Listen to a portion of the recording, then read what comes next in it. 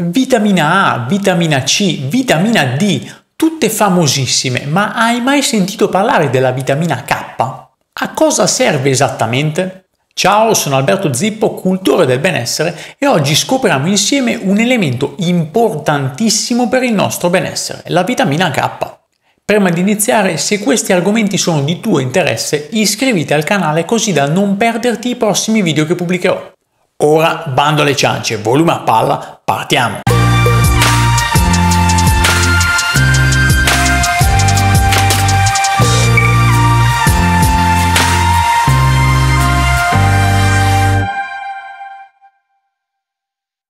La vitamina K è una delle più sottovalutate tra quelle esistenti. Per questo motivo ho deciso di analizzarla nello specifico. Si tratta di una vitamina liposolubile, ovvero si scioglie nei grassi, ed è anche termostabile, quindi non si danneggia con la cottura degli alimenti e non si perde nell'acqua di cottura. Le fonti principali di vitamina K sono due. La prima è quella che reperiamo dagli alimenti e tra poco vedremo quali sono. La seconda è quella prodotta nel colon della nostra microflora intestinale, dalla fermentazione della fibra alimentare. Questa vitamina si divide in tre, vitamina K1, K2 e K3. Oggi analizzerò le più rilevanti, la K1 e la K2. La K1 tende ad essere maggiormente coinvolta nella regolazione sanguigna, la K2 nel metabolismo osseo e la protezione delle arterie. Tra poco svisceriamo meglio anche questi argomenti. Il problema è che la quasi totalità della vitamina K che si trova negli alimenti è vitamina K1.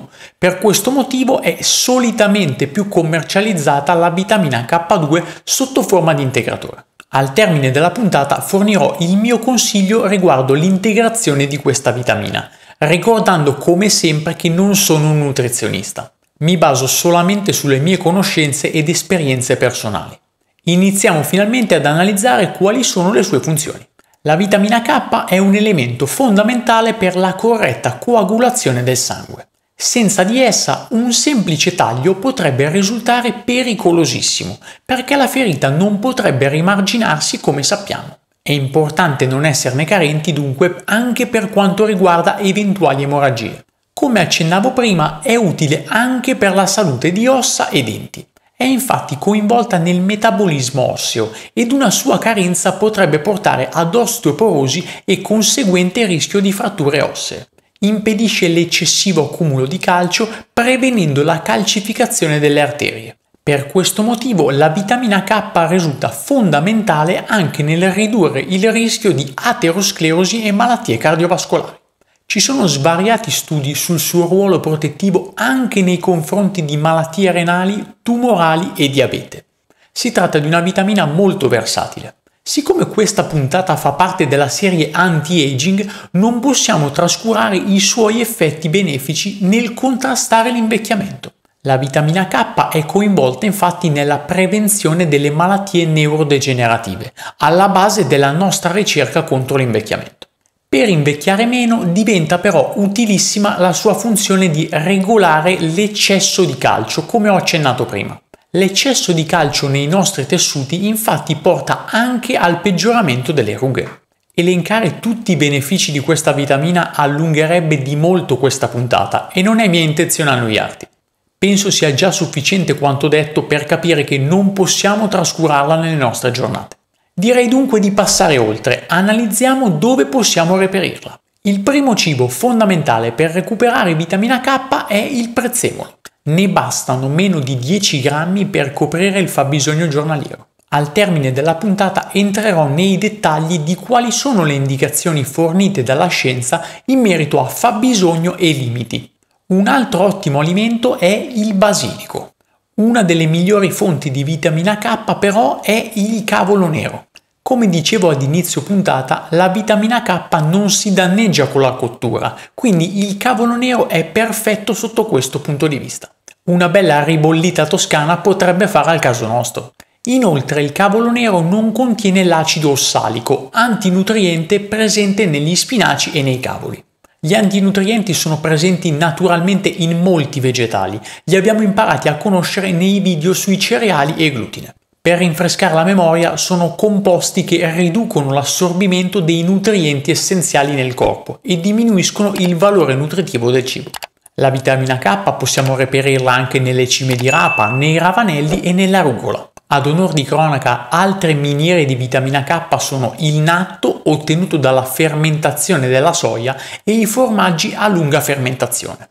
Gli alimenti fermentati sono una bomba per il nostro intestino e molti di essi contengono elevati quantitativi di vitamina K. Non avendo personalmente un'ottima considerazione né per la soia né per i latticini, per i motivi che ho spiegato in passato nei miei video, preferisco reperire la vitamina K da altre fonti. Certamente il cavolo nero, ma anche altri alimenti fermentati come i crauti, utilissimi per il nostro microbiota.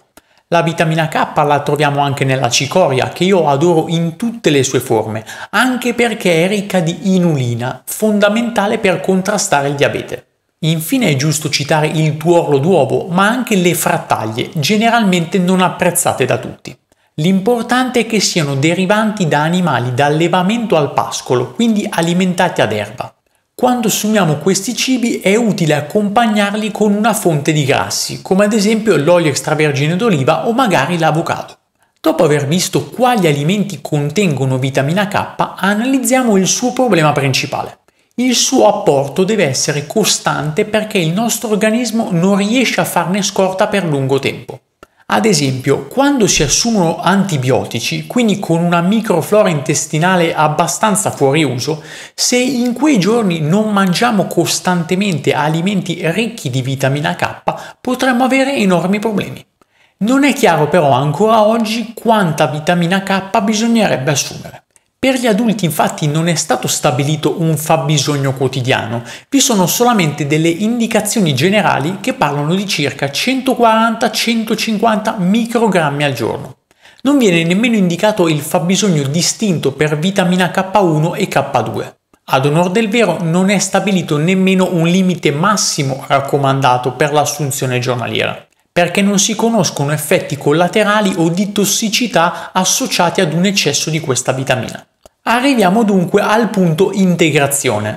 Abbiamo visto che la vitamina K1 la possiamo recuperare più facilmente attraverso il cibo ed io personalmente, dove possibile, prediligo sempre il cibo rispetto ad un integratore. Che ci volete fare? Sono fatto così.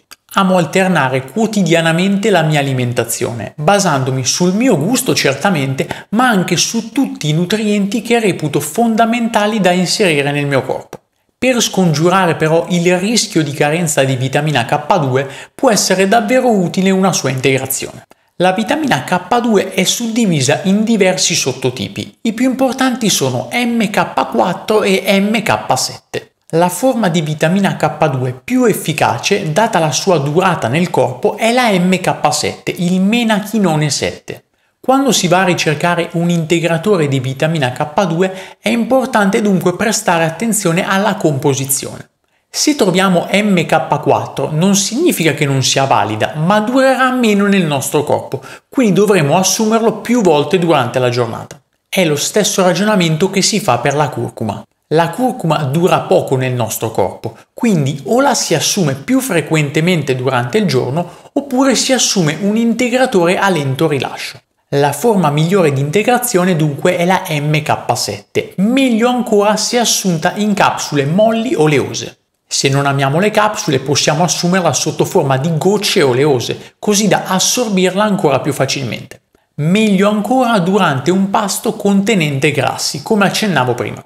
Solitamente si raccomanda di associare un integratore di vitamina K quando si assumono integratori di vitamina D. Infatti, uno dei principali effetti collaterali di avere alti livelli di vitamina D è quello di avere troppo calcio in circolo nel sangue, col rischio di calcificazione dei tessuti molli, quali appunto la parete delle arterie o i reni. Diventa dunque opportuno associare anche un'integrazione di vitamina K, in modo da scongiurare il rischio di calcificazione. È molto in voga la combinazione vitamina D3 e vitamina K2, perché la vitamina D3 aumenta l'assorbimento del calcio e la K2 lo indirizza nelle aree corrette. È importante verificare con il proprio medico se sia corretto assumere integratori di vitamina K, soprattutto se si stanno seguendo delle terapie farmacologiche anticoagulanti. I neonati sono esclusi da questi discorsi. Essi infatti non hanno una microflora intestinale in grado di fabbricare autonomamente questa vitamina. Per questo motivo, da 50 a 60 anni, tutti i neonati dopo la nascita ricevono un'iniezione di vitamina K per prevenire emorragie potenzialmente fatali. Tutto quello che abbiamo visto oggi sarà utile per la tua salute, ma non sufficiente se sei un cultore dell'anti-aging. Esistono infatti altre sostanze che si potrebbero assumere per contrastare l'invecchiamento. Ne ho parlato in questo video che ti consiglio vivamente di guardare. Spero di esserti stato d'aiuto anche oggi e ci vediamo al prossimo video.